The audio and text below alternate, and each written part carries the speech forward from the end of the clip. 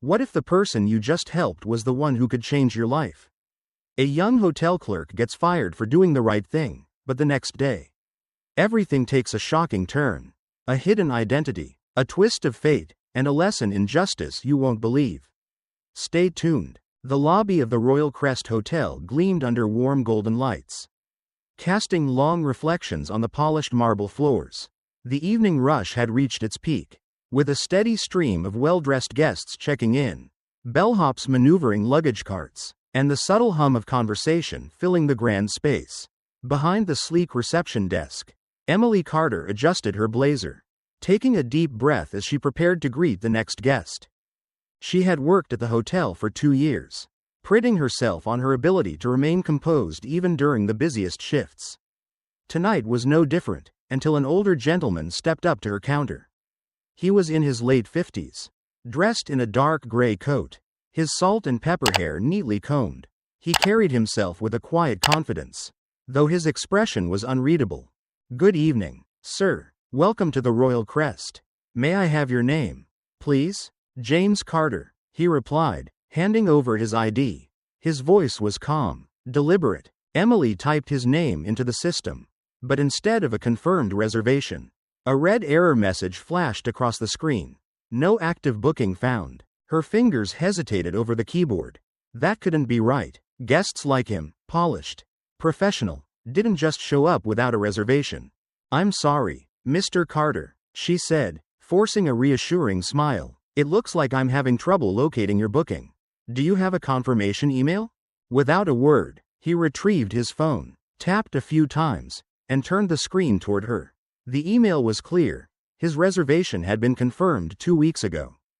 Emily exhaled slowly. This was a system error.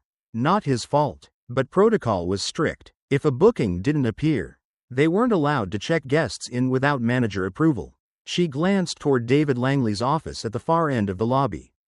His door was slightly ajar, but he wasn't at his desk. "Just a moment, Mr. Carter," she said, stalling for time. He studied her, his gaze patient but unyielding. "Is there a problem?" "There seems to be a minor issue with our system," she admitted. "Normally, I would need manager approval to proceed." But, she hesitated. There were plenty of empty rooms tonight. He had a valid confirmation. Was it really necessary to make him wait? She made her decision. "If you don't mind, I'll upgrade you to a VIP suite for the inconvenience," she said, already typing in the override code. Mr. Carter raised an eyebrow but said nothing as she slid the keycard across the counter. When he took it, there was a flicker of something in his eyes, approval, maybe even amusement. "Thank you, Ms. Carter." Emily exhaled, relieved. The situation had been resolved smoothly. But before she could fully relax, a sharp voice sliced through the air. "What do you think you're doing?" Emily's stomach dropped. David Langley stood a few feet away, his sharp suit immaculate, his expression thunderous. He was a man who thrived on control, and nothing infuriated him more than an employee who disregarded protocol. You approved a room without confirmation in the system?" he snapped. His voice was loud enough to draw attention.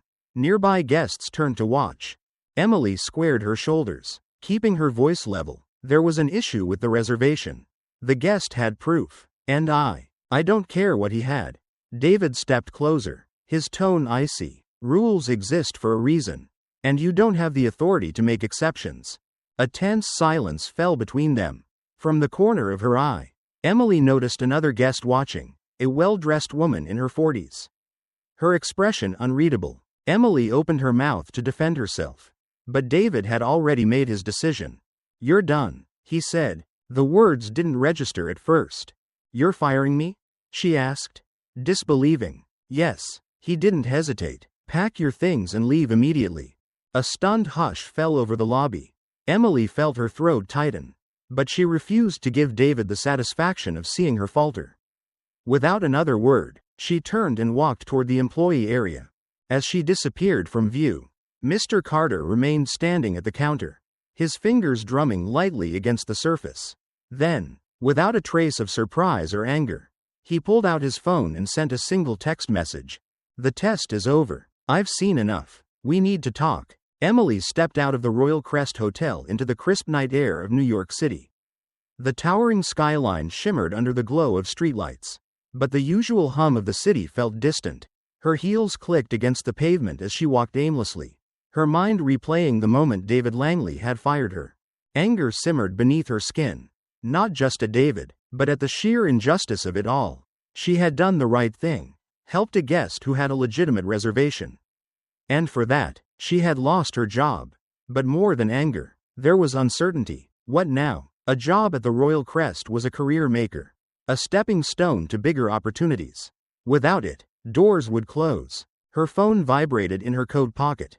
She pulled it out, expecting another automated hotel email severing her access to employee portals. Instead, it was from Lisa, one of the few colleagues she trusted. I just heard what happened. David is a real piece of work. If you need anything, I'm here. Emily stared at the screen for a moment before typing back. Thanks. I don't even know what to do next. She considered filing a complaint with the hotel's corporate office. But what would that accomplish? David had influence. He was the kind of man who made problems disappear before they reached the people who could actually do something about them. Still, she wasn't ready to let this go. As she stood at the corner of Fifth Avenue, lost in thought, her phone buzzed again, this time. An unknown number. She hesitated before answering. Emily Carter? The voice on the other end was calm, deliberate. Who is this? I need you to come back to the hotel tomorrow morning. I'll explain everything then. Emily frowned. Why would I? Trust me. The voice interrupted. You'll want to hear what I have to say. Before she could respond, the call ended. She stared at the phone, confusion mixing with unease. Who the hell was that? In the executive boardroom of the Royal Crest Hotel, David Langley stood at the head of the long, polished conference table. Behind him, floor-to-ceiling windows framed the glittering skyline. A half-dozen board members sat in plush leather chairs, listening as he delivered his latest performance. I want to assure everyone that our operations remain flawless, he said, his voice smooth and controlled. We continue to maintain the highest standards of service, and any recent distractions have been handled accordingly. A few board members nodded, content to take his words at face value. But not all. Handled accordingly? The voice belonged to Thomas Reed, a senior board member with a reputation for cutting through corporate nonsense. We've received complaints, some about customer service, others about management. Are you saying there's no merit to them?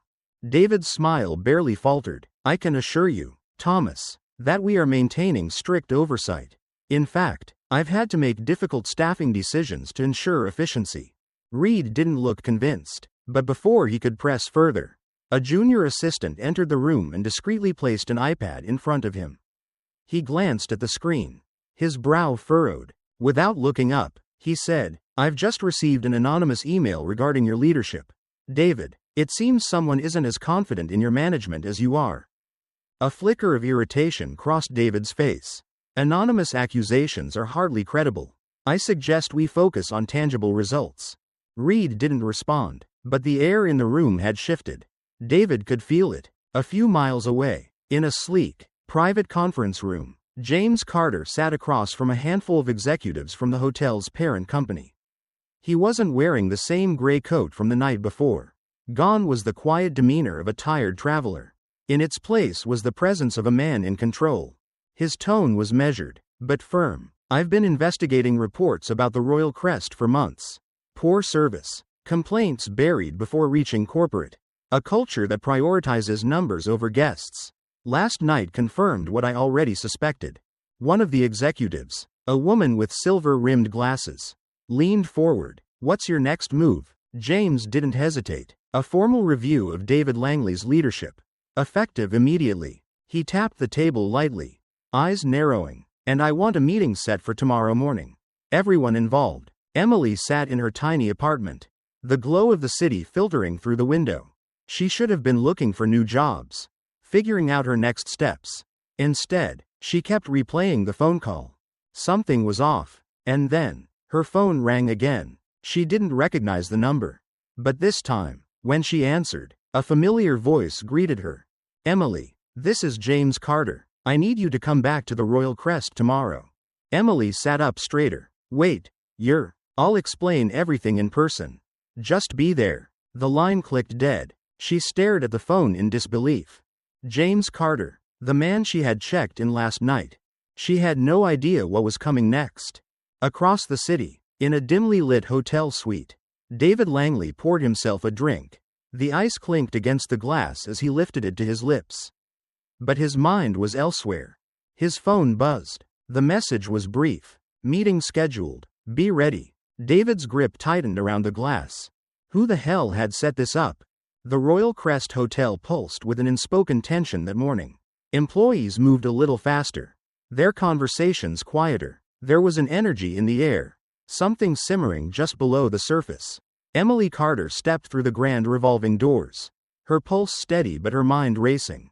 She wasn't supposed to be here, not after last night. Yet here she was, summoned by a man who, until recently, had been just another guest.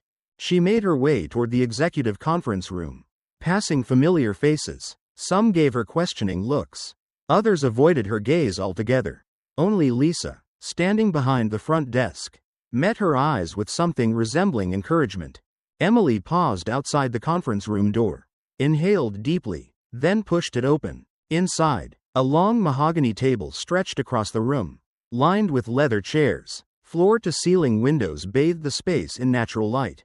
But even that couldn't cut through the weight of the moment. At the head of the table sat David Langley. He leaned back in his chair, arms folded, the picture of controlled confidence.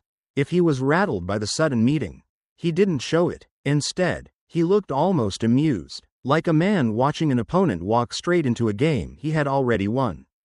"I assume we're not here for the coffee," he said, the corner of his mouth twitching into a smirk. A few members of the board chuckled.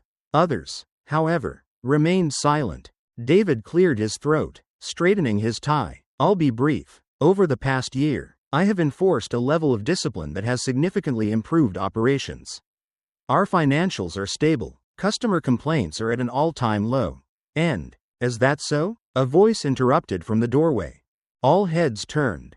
James Carter stepped inside, no longer the weary traveler in a gray coat but a man who commanded the room.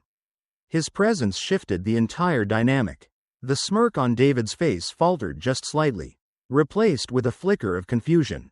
James walked to the seat directly across from David and pulled it out deliberately, lowering himself into it with an air of calm authority. "I'm sorry," he said, resting his hands on the table. "I didn't mean to interrupt your speech. Please, continue." David hesitated. "I was just explaining that everything is running smoothly." James finished for him. "That under your leadership, this hotel has never been in better shape." David forced a tight smile.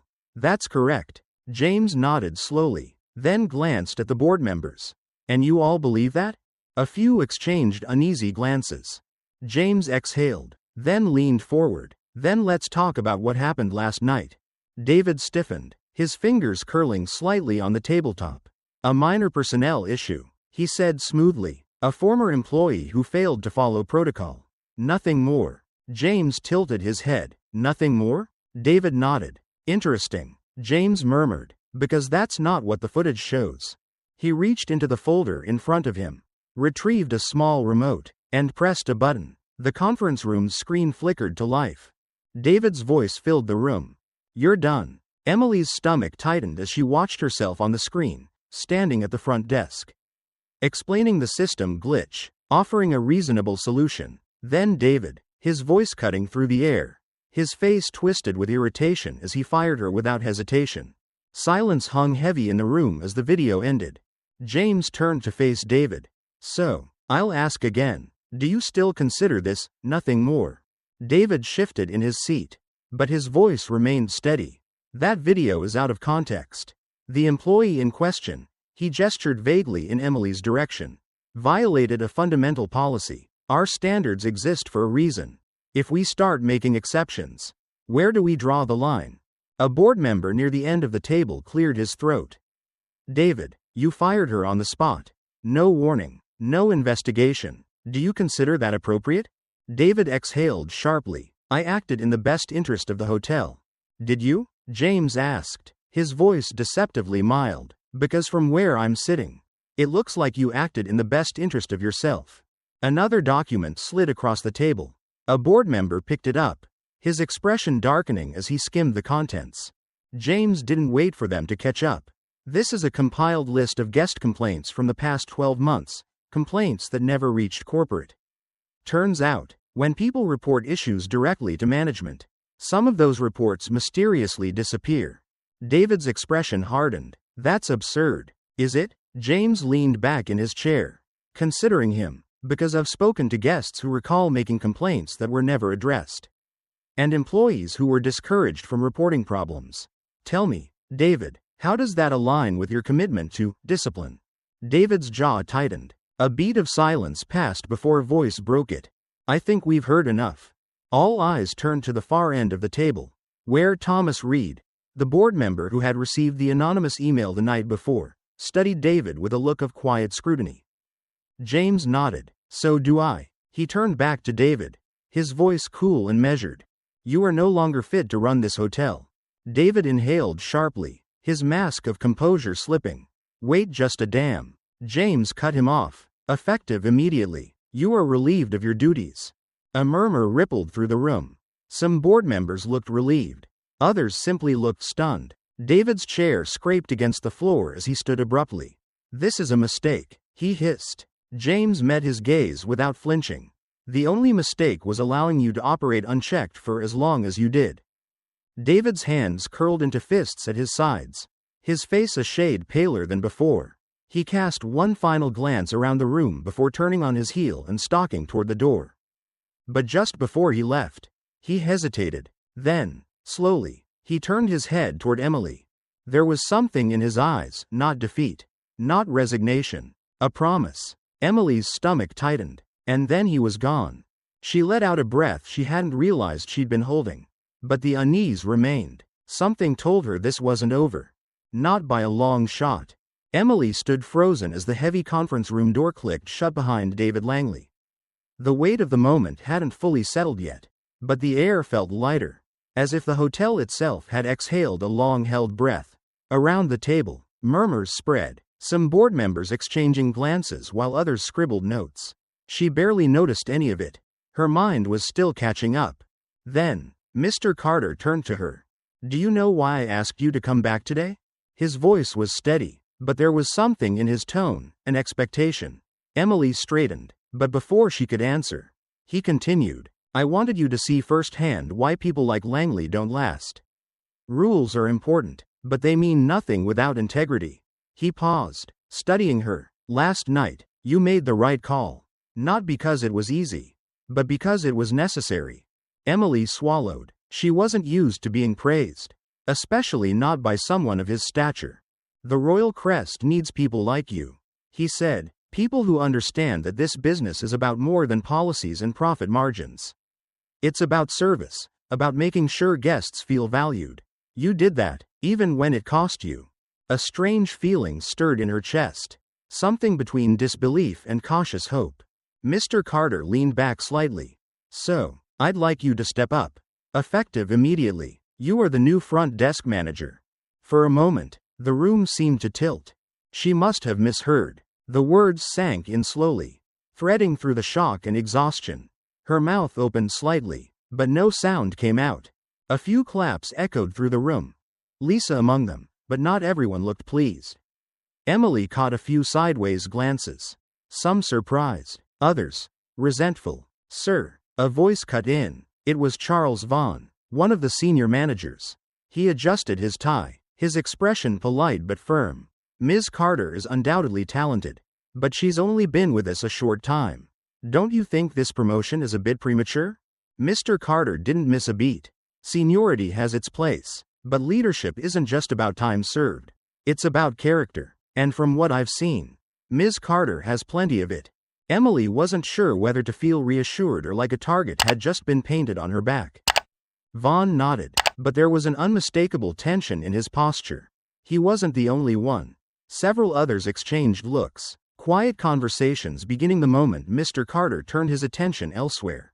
Emily exhaled, her fingers gripping the chair beside her. She had spent years working toward a management role, but not like this, not overnight, not in front of an audience half filled with skeptics. Take the rest of the day to get settled, Mr. Carter said, rising from his chair. We'll meet again tomorrow to go over your new responsibilities. Emily nodded, though her mind was still spinning. As the board members dispersed, Lisa approached, grinning. You okay? She asked under her breath. Emily let out a short laugh. Not even a little. Lisa bumped her shoulder playfully. Well, better start getting used to the view from the top.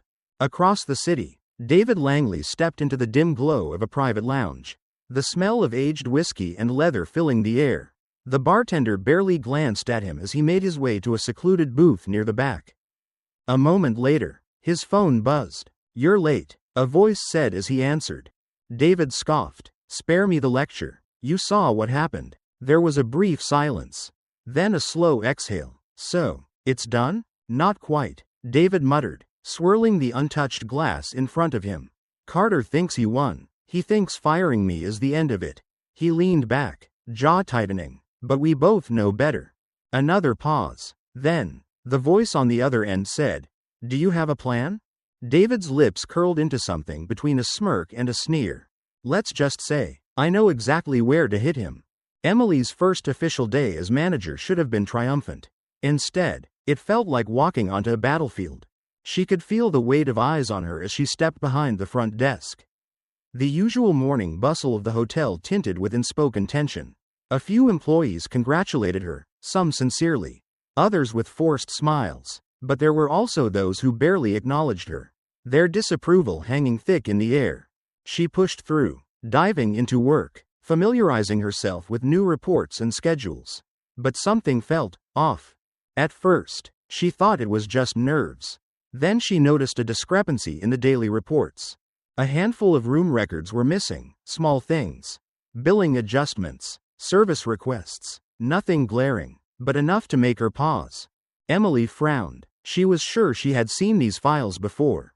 But now, they were gone. She pulled up the system logs, scanning for recent changes. That's when she saw it. The last adjustments had been made yesterday, just before David left. Her stomach twisted. Had he done this deliberately? Was this some kind of parting shot? Or worse, had he left something behind? Before she could investigate further, her email pinged. A new message. No sender. No subject. She clicked. Only one line appeared on the screen. David was never your only problem. A chill crept down her spine. Emily glanced around the hotel lobby, suddenly aware of every movement, every glance in her direction. Something wasn't right, and she had a feeling this was only the beginning. Emily stepped into the lobby of the Royal Crest Hotel, the familiar scent of polished wood and fresh flowers filling the air. Everything looked the same. Guests checking in, bellhops maneuvering luggage, the soft hum of conversation, but beneath the surface, something had shifted. This was her first official day as front desk manager. She adjusted her blazer, exhaled, and made her way behind the desk. The team was already there, going through the morning routine. But the moment they saw her, the energy in the room changed. Some greeted her with polite nods, others with stiff, forced smiles. A few didn't acknowledge her at all. Lisa, ever the optimist, flashed her a grin. Ready for battle? She whispered. Emily mustered a smirk. As ready as I'll ever be. Lisa leaned in slightly. Keep your guard up. Not everyone's thrilled about the promotion. Some think you skipped the line. Emily's stomach tightened. She had expected resentment, but hearing it confirmed made it real. Let me guess, Vaughn's leading the charge? Lisa gave a subtle nod. Charles Vaughn, a senior manager who had spent years climbing the ranks, had been openly skeptical of her appointment. He's not the only one. Lisa added. Some of David's old crew are still around, and they're not happy about the changes Carter is making. Emily squared her shoulders. Then I guess I'll have to prove them wrong. Just as she said it, the phone rang. Lisa answered, then shot Emily a look. VIP guest complaint. Room 1402. Sounds serious. Emily nodded, already grabbing a notepad. I'll handle it. The elevator ride to the 14th floor was quiet, but her mind was racing. A VIP complaint on her first day? That wasn't a coincidence. When she reached the suite, she knocked once before the door swung open.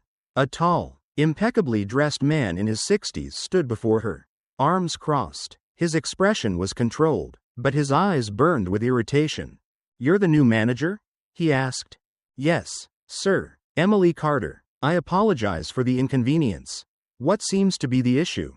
He stepped aside, gesturing inside. The issue is that I paid for a premium experience. And instead, I get this. Emily scanned the room. On the surface, everything looked fine, crisp linens, pristine furnishings, but then she noticed the missing details. The minibar hadn't been restocked. The toiletries weren't the high-end brand usually provided for VIPs. A small but noticeable stain marred the corner of the carpet. These were not the kinds of mistakes the royal crest made. She kept her voice even. I understand your frustration, sir. I'll have housekeeping and room service address this immediately. His gaze sharpened. The question is, why did it happen in the first place? Emily forced a calm smile. I intend to find out. Back at her desk, she pulled up the supply records. It didn't take long to find the problem. An order for VIP amenities had been altered, swapped for cheaper products 2 days ago. The day before David was fired. Her pulse quickened. Someone had deliberately downgraded the supplies, knowing it would create issues. She scrolled further. The change had been approved by Ryan Mathis, a mid-level manager who had worked under David for years. Emily's stomach clenched. Ryan. Later that afternoon, she found him in the employee lounge, leaning against the counter, sipping coffee like he had no cares in the world. Ryan, she said, keeping her tone neutral. Got a minute? He glanced at her, smirked, and took another sip. For the new boss? Always. She folded her arms. I looked into the VIP supply records. You signed off on the downgrade. His smirk didn't waver. Mistakes happen. Emily narrowed her eyes. This wasn't a mistake. He exhaled dramatically, setting his coffee down. Look, Carter may have put you in charge, but not everyone agrees with his vision. Some of us preferred the way things were. So you sabotaged the hotel? Ryan chuckled. That's a strong word. He took a step closer. Let me give you some advice. Emily, not everyone here is rooting for you. Some of us have been around a long time. We know how things work. You? He let the word hang. You're just passing through. Emily's jaw tightened. You think David was the problem. Ryan continued. You don't even know what's really going on. Something about the way he said it made her skin crawl. Before she could press him further, he grabbed his coffee and strolled out, leaving her standing there with more questions than answers. Up in his office, James Carter was reviewing reports when his assistant knocked on the door. Sir, she said hesitantly, you might want to see this. She handed him a file, and as he flipped through it, his expression darkened. It was a report on recent supply chain changes. But the real concern wasn't the logistics, it was the names attached to certain approvals. Names linked to a rival hotel group, one that had been trying to push into the market. He exhaled slowly, setting the folder down. David Langley hadn't been working alone. He picked it up and read the message. You thought getting rid of David was the end? This is just the beginning. Emily had barely settled at her desk when she saw a new email pop up. No sender, no subject. She clicked it open. Only one sentence stared back at her. You think you won? This is just getting started. A shiver ran down her spine. She looked up, scanning the hotel floor. Guests moved about. Staff carried on their routines. But suddenly, everything felt different. Like someone was watching. Like someone was waiting. Emily sat in her office, the hotel's activity humming beyond the glass walls. The email still lingered on her screen. Its message clear. Its sender unknown. You think you won? This is just getting started. Mr. Carter's warning echoed in her mind. David hadn't been acting alone. And if the last 24 hours had proven anything, it was that someone, maybe multiple people, wanted her to fail. She wasn't about to let that happen. She opened the hotel's internal system, pulling up financial records from the past few months. The numbers were precise, clean, but something about them felt too clean. She started with supply invoices, scanning for anomalies. It didn't take long to find them. A series of inflated transactions, small enough to go unnoticed at first glance, but suspicious in context. Routine shipments of linens, toiletries, and minibar stock had inexplicably doubled in cost just days before David's departure. She clicked deeper. The payments hadn't gone through David's account. The authorization had come from Ryan Mathis. Her pulse quickened. She wasn't surprised. Ryan had all but admitted he was still loyal to David. But if he was involved, how many others were? Before she could dig further, there was a knock at her door. Emily looked up. Mark, a senior concierge who had been with the hotel for years, leaned against the frame. "Got a second?" he asked. She motioned for him to come in. He shut the door behind him. "Heard you've been asking questions." Emily studied him. Mark had worked under David for a long time, but he had always seemed neutral, not blindly loyal, not openly rebellious. Now, though, there was something in his expression, something wary. "Depends who's asking," she said. Mark sighed, pulling a folded document from his pocket. Before David left, he held a meeting. Just a few of his guys, people he trusted. He placed the paper on her desk. "This is the list." Emily hesitated before unfolding it. 5 names. Ryan Mathis, Charles Vaughn, 2 department heads she barely knew. And, she inhaled sharply, a member of the hotel's board. She looked up. "This can't be real." Mark nodded. "It is. Why are you showing me this?" He shrugged. "I liked working for David, but not enough to burn this place to the ground for him." "You seem like you actually give a damn." Emily sat back. "So what did they plan?" "To make Carter regret firing David." Mark said. "If that meant making you the collateral damage, so be it." Her grip tightened around the list. "You're saying they want me gone?" Mark's expression darkened. "I'm saying they're going to make sure you fail." An hour later, Emily was summoned to the executive wing. She knew before even stepping inside that this wasn't a good sign. The office belonged to Charles Vaughn, senior manager, longtime employee, and one of the names on Mark's list. He sat behind his desk, fingers interlaced, watching her like a man who had already decided how this conversation would go. Emily didn't sit. "Miss Carter," Vaughn said smoothly, "I wanted to speak with you about your recent activities." She folded her arms. "That's funny. I was hoping to talk to you about yours." A flicker of amusement crossed his face. "I'll be direct. The hotel has had enough instability lately. We don't need more, and we certainly don't need baseless accusations disrupting operations." She tilted her head. "Baseless?" Vaughn exhaled, tapping a pen against the desk. "Emily, you're new to this position. Mistakes are expected, but if you overstep, there will be consequences." "Are you threatening me?" He smiled. "I'm advising you." Emily leaned forward. "You're worried. That tells me I'm asking the right questions." Vaughn's smile didn't waver. "I'm telling you to focus on your job. And if you don't," she waited, "we'll find someone who will." A beat of silence passed. Emily forced a polite smile. "I appreciate your time, Mr. Vaughn." She turned and walked out, her heart pounding. She didn't go back to her office. Instead, she took the stairs down to the service level, her mind racing. Mark's list, the financial records, Vaughn's thinly veiled threat, it all pointed to something bigger. But she needed proof. She needed leverage. As she reached the staff corridor, her phone buzzed. An unknown number. She hesitated, then answered. A low, distorted voice came through the line. "You should stop." Emily's grip tightened. "Who is this?" A click. The call ended. Her pulse pounded. Then, a second buzz. A message. She opened it. There was no text. Just a photo. A grainy image of her, standing in the hotel lobby earlier that day. And beneath it, a single sentence. "Stop before it's too late." Emily's breath caught. She looked up, scanning the dimly lit corridor. For the first time since taking this job, she wasn't sure if she was being watched or hunted. Emily sat at her small kitchen table, papers spread out before her in messy stacks. The overhead light buzzed softly, casting a dim glow over the documents Mark had given her. She traced a finger along the numbers, scanning invoice after invoice, searching for patterns. There it was again, another payment, suspiciously high, sent to a vendor she didn't recognize. The amounts weren't drastic enough to raise immediate alarms, but they followed a pattern. Supplies ordered at twice the usual price. Payments rerouted through intermediary accounts. Money bleeding out of the hotel in ways that would only make sense if someone was deliberately funneling it elsewhere.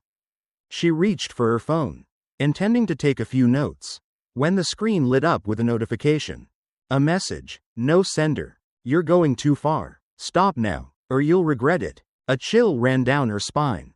Her pulse quickened as she sat back, scanning the room as if expecting someone to be watching her through the walls. She exhaled, willing herself to stay calm.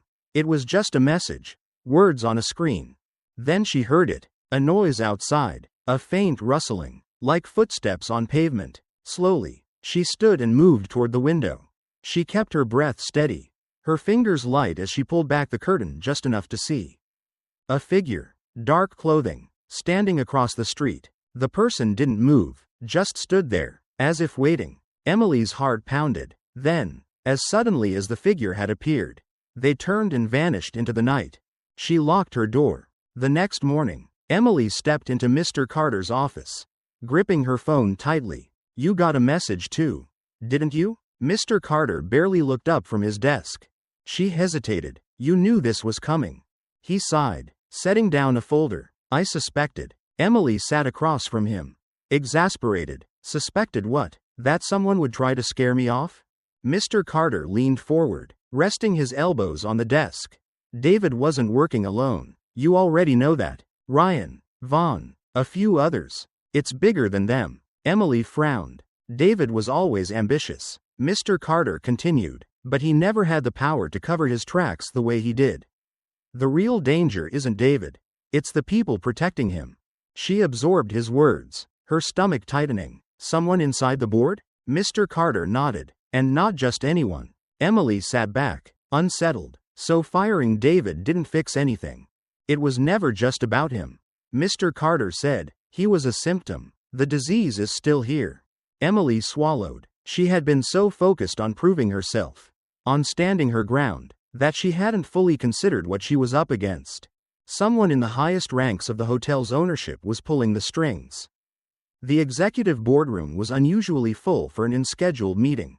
Emily sat near the end of the long table, surrounded by executives she barely knew. Mr. Carter sat near the center, composed as ever. Across from them, a new face had taken a seat.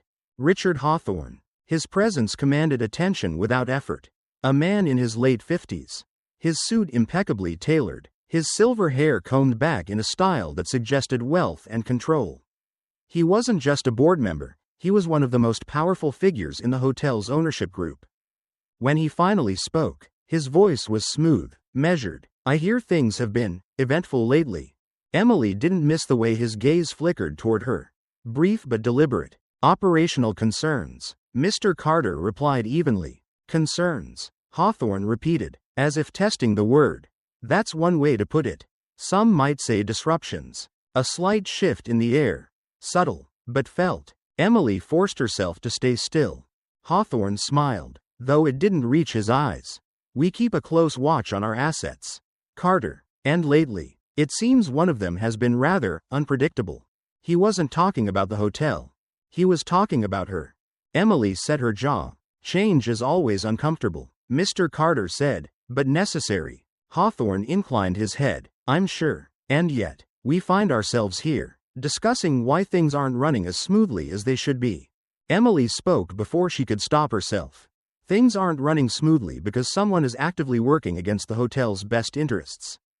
A flicker of amusement in Hawthorne's eyes.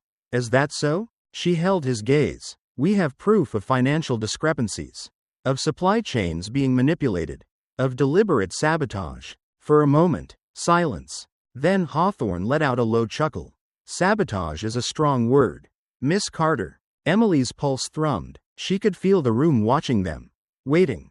Hawthorne leaned back, tapping his fingers against the table. "I appreciate your enthusiasm. But be careful, Miss Carter. This hotel has been around a long time. So have the people who built it. I'd hate for you to misunderstand how things work here." A threat wrapped in pleasantries. Emily forced a smile. "I don't misunderstand, Mr. Hawthorne. I just don't scare easily." His eyes darkened slightly, but he said nothing more. By the time Emily stepped out of the meeting, her mind was racing. She had no doubt now, Hawthorne was the real threat. David had been a pawn, a convenient tool for something larger. And now that she was in his way, he was watching, waiting. As she reached the main lobby, she shoved her hands into her coat pockets, and felt something that hadn't been there before. Frowning, she pulled out a small, folded slip of paper. One sentence was scrawled across it. If you really want the truth, meet me in the parking garage at 11 p.m. Her breath hitched. She scanned the lobby, but no one seemed out of place. No one watching her. Was this another threat, or something else? She glanced at the time. 10:42 p.m. 18 minutes. She took a deep breath and headed for the basement. The underground parking lot of the Royal Crest Hotel was nearly empty. The hum of the city above barely reaching its depths. The overhead lights flickered, casting long shadows across the rows of silent cars. Emily stepped cautiously, her heels clicking against the cold concrete. It was exactly 11 p.m. She scanned the space, but it was deserted. Maybe this was a mistake. She turned to leave. Then, a voice from the darkness. You're brave, I'll give you that. She froze. The voice was low, steady. It came from the shadows near a concrete pillar. A figure stepped forward, partially obscured by the dim lighting. A hood covered most of his face, but the way he moved suggested familiarity with places people didn't belong. Emily tensed. Who are you? The man took another step, hands in his pockets. Someone who wants Richard Hawthorne to pay for what he's done. Her pulse quickened. And why should I trust you? You shouldn't. He let the words hang. But you want the truth, don't you? She said nothing. The man sighed. Name's Daniel. I used to work in the hotel's accounting department until I got too close to something I wasn't supposed to see. Emily's grip tightened around her purse. Which was?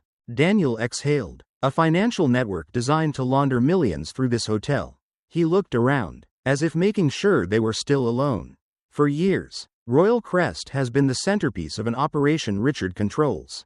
Shell companies, fake invoices, money in, money out, clean as a whistle. She tried to process his words. David was involved? Daniel scoffed. David was nothing more than a glorified errand boy. His job was to keep things running smoothly while Richard pulled the strings.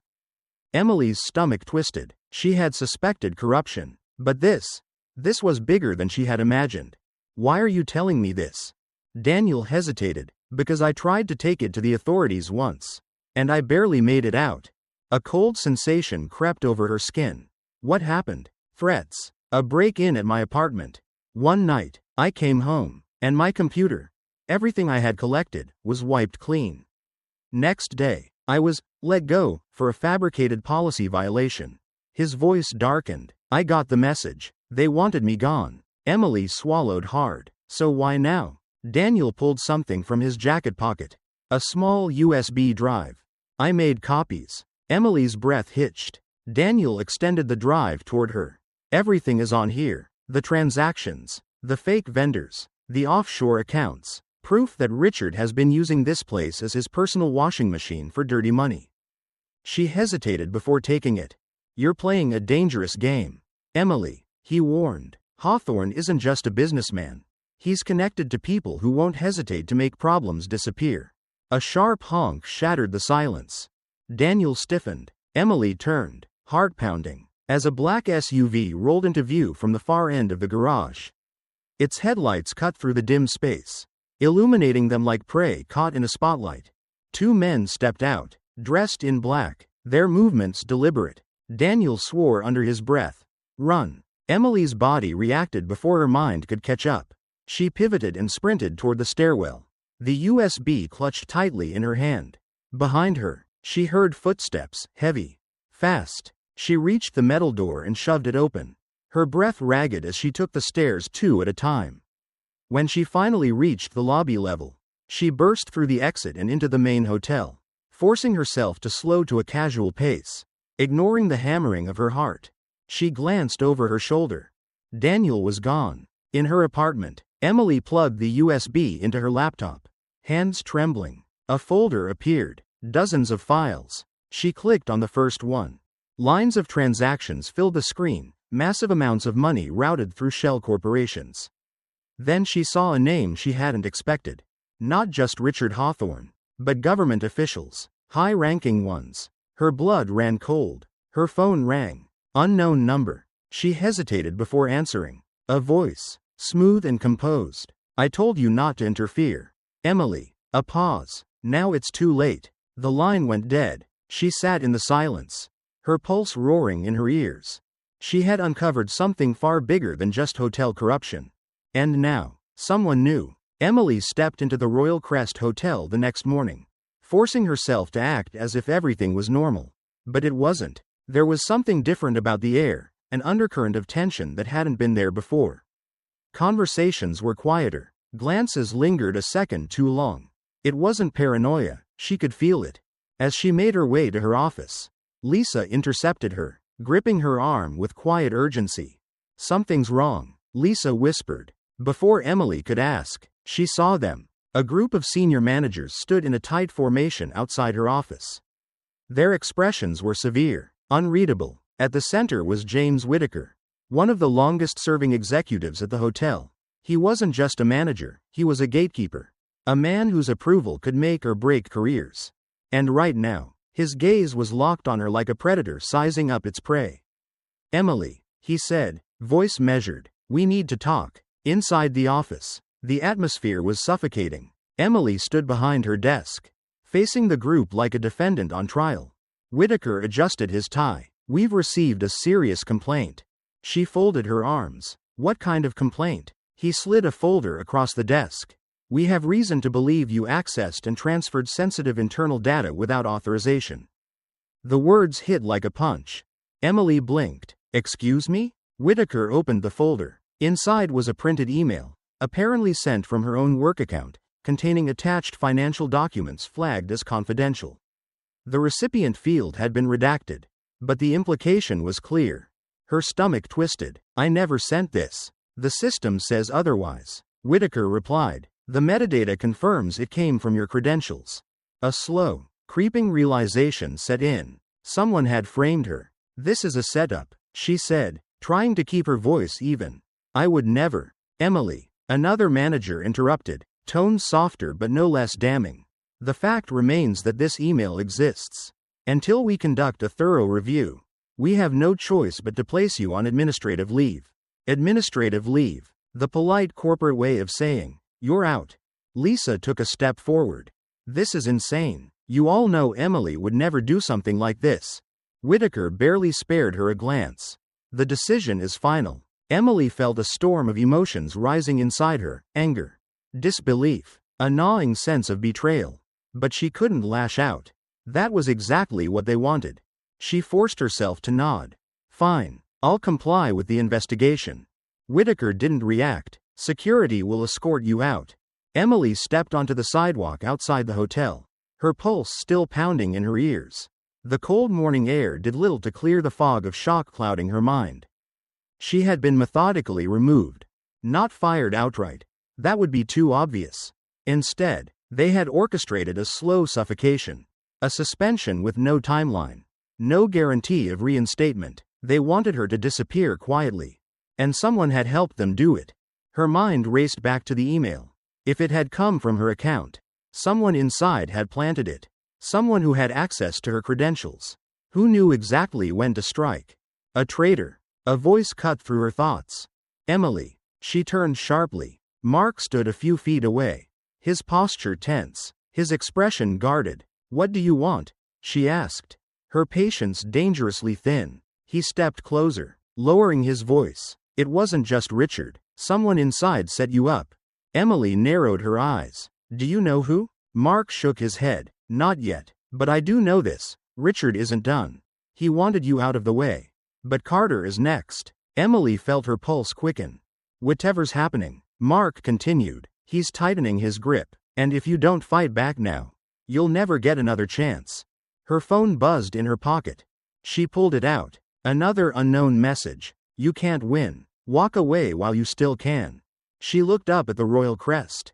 At the towering building that had become the center of her fight. Richard Hawthorne thought this was over. He was wrong. Miles away, in a sleek, glass-walled office, Richard Hawthorne leaned back in his chair, watching the hotel's security footage on a large screen. Emily's face flickered across the display, her exit, her confrontation with Mark, the fire still burning in her eyes. His assistant stood nearby, waiting. Richard smiled, slow and satisfied. "She's been removed from play," he murmured. "Now we deal with Carter." He picked up a glass of whiskey, taking a measured sip. "It's time for the next move." Emily sat in the dim glow of her apartment, her laptop open in front of her. The USB drive Daniel had given her rested beside it. Small but heavy with implications. She had hesitated long enough. She inserted the drive into an old laptop, one she never used for work. Disconnected from any hotel system. If this data was as dangerous as Daniel had claimed, she needed to be careful.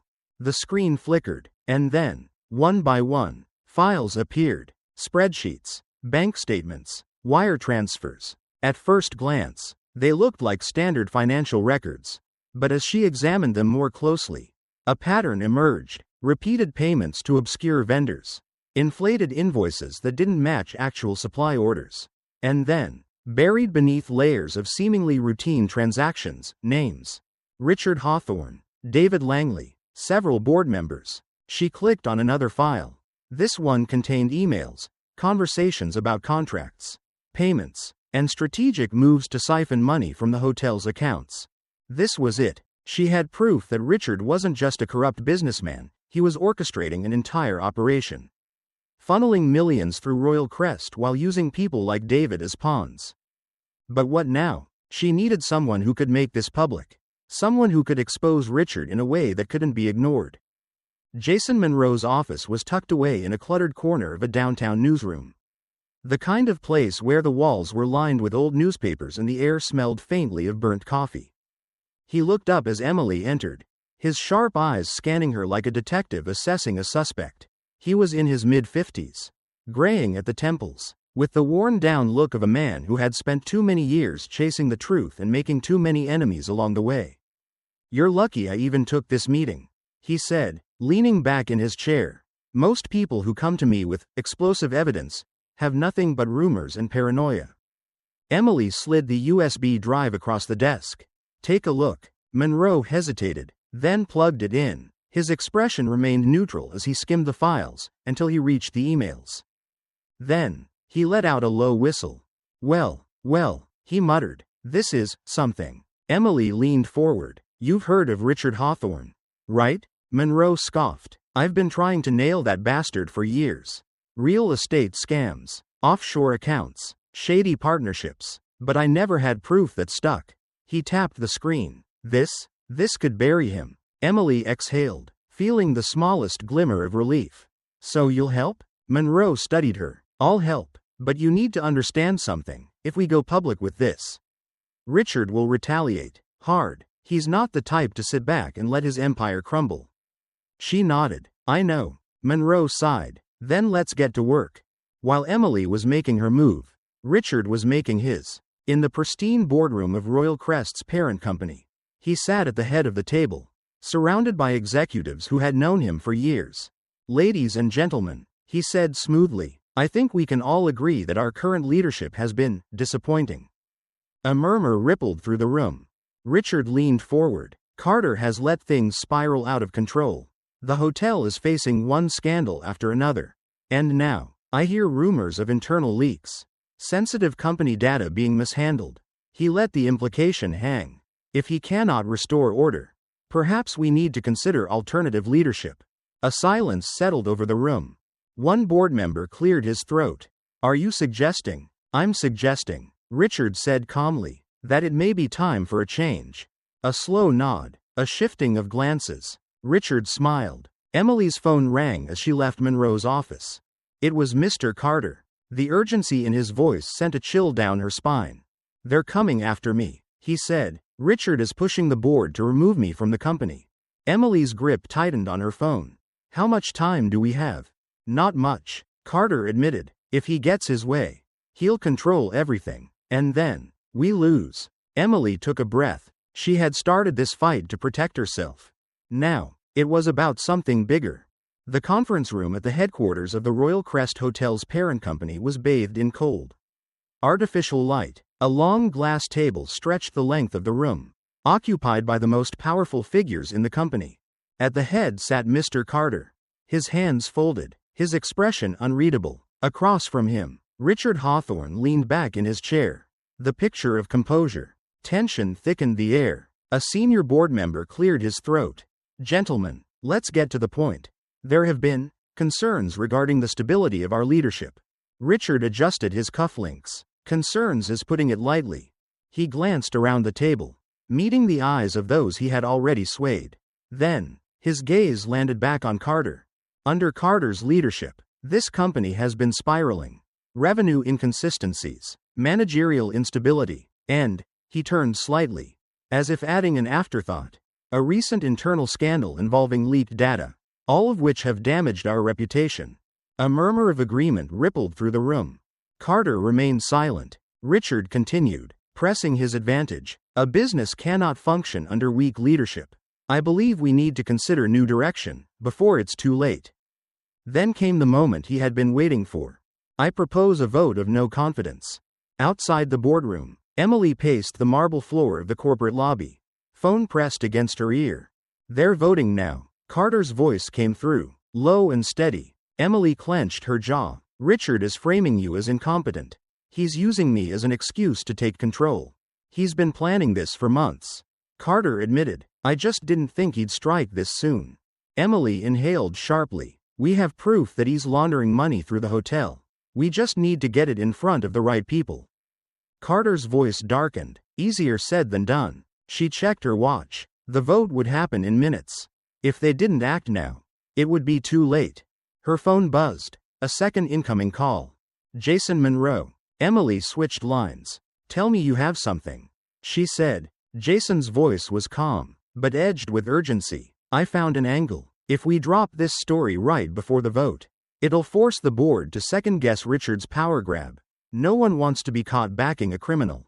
Emily frowned. But how do we get it to them fast enough? Jason hesitated. Then he said, we don't. Emily's stomach sank. Jason exhaled. We go public first. Let the media handle the rest. Back in the boardroom, Richard watched the room carefully. The momentum was in his favor. Let's not delay, he said smoothly. I motioned to begin the vote. A sharp chime interrupted him. A board member pulled out his phone. Then another, and another. One by one, executives at the table glanced at their devices, confusion flickering across their faces. Richard frowned. Is there a problem? The head of the board, an older man with a no-nonsense demeanor, slowly set his phone down. His eyes locked onto Richard. Would you care to explain this? He turned the screen toward the room. A news alert flashed across it. Breaking. Leaked documents reveal Royal Crest board member at center of money laundering scheme. Richard's expression barely changed, but Emily, watching from a security monitor down the hall, saw the flicker of rage in his eyes. Someone had leaked the files. Jason had followed through. And now, Richard was no longer the hunter. He was the hunted. The silence in the boardroom was suffocating. For a brief moment, no one spoke. The weight of the news alert still hung in the air, the flashing headlines burning into the minds of everyone present. Then, a chair scraped against the floor as one of the senior board members, Thomas Caldwell, pushed himself up, holding his phone in his hand. His face was pale. We have a serious problem, he announced, his voice tight. Several other members had already opened the email, the one containing leaked financial records, listing Richard Hawthorne at the center of a massive money laundering operation. It wasn't just speculation anymore. The documents were clear, undeniable. A wave of murmurs spread through the room, and all eyes turned to Richard. He sat rigid in his chair, fingers pressed together, his face carefully composed. But there was something different in his posture, a stiffness, a hint of tension that hadn't been there before. This is absurd, Richard finally said, his voice sharp. A smear campaign, nothing more than a desperate attempt to undermine my leadership. Caldwell glanced back down at his phone, scrolling through the documents. These transactions go back years, he said. Multiple accounts, shell companies. If this is fabricated, someone has put in an extraordinary amount of effort to make it look real. It is real, another board member muttered. A third member, an older woman named Evelyn Grant, tapped her fingers against the table. Richard, tell us right now. Can you refute these allegations with hard evidence? Not just words. Richard's jaw tightened. He opened his mouth, then closed it again. That was all the answer they needed. Emily stood in the lobby of the Royal Crest Hotel, staring at the live news broadcast playing on the lounge TV. The screen was split, one side showing a reporter outside the corporate headquarters, the other showing a still image of Richard Hawthorne. The caption read, "Breaking. Royal Crest executive tied to financial scandal, investigation launched." She let out a slow breath. It was happening. Her phone vibrated. "Carter. They're suspending Richard," he said the moment she answered. "The board just voted." Relief flooded her, but she knew better than to celebrate yet. "And the investigation?" Carter hesitated. "They've initiated a full review. Once it's completed, if the evidence holds, Richard won't just be removed, he'll be facing criminal charges." Emily leaned against the reception desk. It wasn't over yet, but this was the biggest blow Richard had taken. "Good," she said. A pause. "Emily," Carter said quietly, "be careful. Richard isn't going to go down without a fight." The doors to the boardroom swung open, and Richard stepped out into the hallway. His face was still unreadable, but there was a rigidness in his movements, a controlled fury. Emily stood waiting near the entrance. For a moment, neither of them spoke. Then, as he passed, he stopped just long enough to murmur, low enough that only she could hear, "You think you've won?" He turned slightly, his cold eyes locking onto hers. "This game isn't over." Emily held his gaze. "No, Richard, it's just not your game anymore." Something flickered in his expression, just for a second, before he walked away. That night, Emily returned to her apartment, exhaustion settling deep in her bones. She dropped her keys on the table and exhaled, letting the weight of the day finally hit her. Then her phone buzzed again. A deep, unfamiliar voice spoke, calm, measured. "You just made some very powerful enemies." Her grip tightened around the phone. "You should have walked away while you had the chance." The voice continued, "Now, it's too late." Emily stood frozen. Richard was dangerous, but if someone even more powerful was behind him, then this wasn't the end. It was just the beginning. 2 days had passed since Richard Hawthorne was suspended, and the world should have felt lighter. But it didn't. Emily sat at the cafe across from the Royal Crest headquarters, stirring a cup of coffee she had no intention of drinking. Something was off. Richard had gone down too easily. There had been no public outburst, no last-ditch effort to fight back. That wasn't like him. Her phone buzzed. Lisa's name flashed on the screen. "Tell me you've seen the news," Lisa said the moment Emily answered. Emily frowned. "What news?" Lisa exhaled sharply. "Check your email." Emily pulled up her inbox. A breaking news alert sat at the top of the list. CEO James Carter under investigation for financial fraud. Is there a bigger scandal at play? Her stomach dropped. The article was filled with vague accusations, questioning Carter's role in financial mismanagement at Royal Crest. It didn't outright accuse him of laundering money, but it planted enough doubt to make people question his integrity. Emily tightened her grip on her phone. Richard. She should have known he wouldn't go down without pulling someone else down with him. Inside the boardroom, tension hung thick in the air. Carter stood at the head of the table, facing a room full of board members who had once supported him but now looked at him with uncertainty.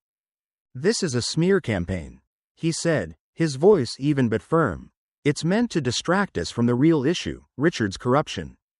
Thomas Caldwell, the same board member who had confronted Richard days before, leaned forward. "Then explain this." He slid a printed copy of the article across the table. "Where there's smoke, there's usually fire." "This isn't smoke," Carter shot back. "It's manipulation." But the doubt was already there. Richard had done exactly what he needed to do, shift attention away from himself and onto Carter. "If this investigation escalates," another board member said carefully, "it could damage the company even more than Richard's scandal." A silence followed. Then Caldwell spoke again. "Until this is cleared up, I suggest Carter step away from his position, temporarily." Emily felt the weight of those words from across the room.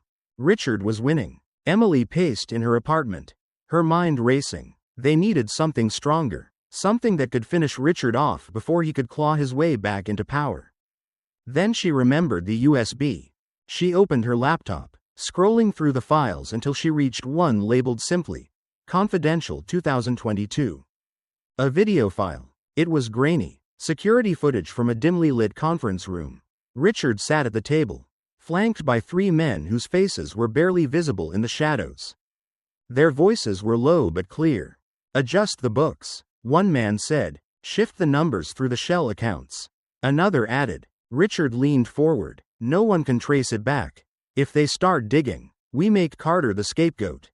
This wasn't just proof of Richard's corruption. It was proof that the attack on Carter had been planned all along. But there was a problem. If she released the video now, Richard would spin it. He'd claim she had obtained it illegally. Worse, if he found out she had this footage, he'd come after her before she had a chance to use it. She needed more, something undeniable, which meant there was only one place left to look. Richard's office. At exactly 11:45 p.m., Emily slipped into the executive wing of Royal Crest headquarters. The building was mostly empty at this hour, save for a few security guards stationed near the main lobby. She moved quietly down the hallway, her heart pounding as she approached Richard's office. The door was locked, but she had anticipated that. Lisa had managed to borrow a master keycard from one of the admin staff earlier that day. Emily swiped the card. The lock clicked open. She stepped inside. The office was dark, but the faint glow from the city skyline cast long shadows across the sleek, modern furniture. She moved toward the desk, searching for anything useful, papers, files, another USB drive. Then, the lights flicked on. A figure stood by the door. Not Richard, someone worse. The office was silent except for the soft hum of the city outside. Emily stood frozen near Richard's desk, her pulse hammering in her ears. Lisa stood by the door, her face shadowed by the dim light. Lisa? Emily's voice was barely above a whisper. What are you doing here? Lisa exhaled slowly, her hands gripping the strap of her purse as if she needed something to hold on to. I was waiting for you, she said, to warn you. Emily's stomach tightened. Warn me about what? Lisa took a step closer. Richard wasn't working alone. Emily's breath hitched. She had suspected as much, but hearing it confirmed made it feel real in a way it hadn't before. Lisa lowered her voice. They told me to watch you, to report back. If I didn't, she swallowed hard. They threatened my family. Emily. The weight of Lisa's words settled over her like a heavy fog. Emily had always trusted Lisa. She had been one of the few people who stood by her when she was first suspended. And now, she was saying she had been working for the enemy all along? But the fear in Lisa's eyes wasn't fake. Who are they? Emily asked. Lisa shook her head. I don't know. I never met them. Richard was just the messenger. She hesitated. But he's afraid of them. Emily, more than he's afraid of you. Emily's grip tightened on the USB drive in her pocket. I need to finish this, she said. With or without you. Lisa looked at her for a long moment, then finally nodded. Then let me help. The press conference was hastily arranged. Emily and Jason Monroe sat in the back of the crowded room as the reporters whispered among themselves, waiting for the announcement. At the front, a spokesperson from the board of directors stood behind a podium, clearing his throat. As of today, Richard Hawthorne has been permanently removed from his position within Royal Crest, he said. Additionally, following new evidence brought to light, law enforcement will be conducting a formal criminal investigation into financial misconduct. There was an audible stir in the room. Cameras flashed, and then, the real bomb dropped. One of the reporters received an email on her phone. She gasped, then immediately turned to her colleagues, showing them the screen. Within seconds, multiple journalists were checking their devices, their expressions shifting from curiosity to shock. Jason leaned toward Emily. It's happening. The leaked video. Someone had sent it out. The one showing Richard conspiring with his hidden allies. The proof that everything had been orchestrated from the beginning. Emily wasn't sure who had pulled the trigger, Jason, Lisa, or some other unknown force. But it didn't matter. The truth was out. Richard was silent as two officers escorted him out of the boardroom in handcuffs. Reporters shouted questions. Cameras flashed in his face. But he didn't acknowledge any of them.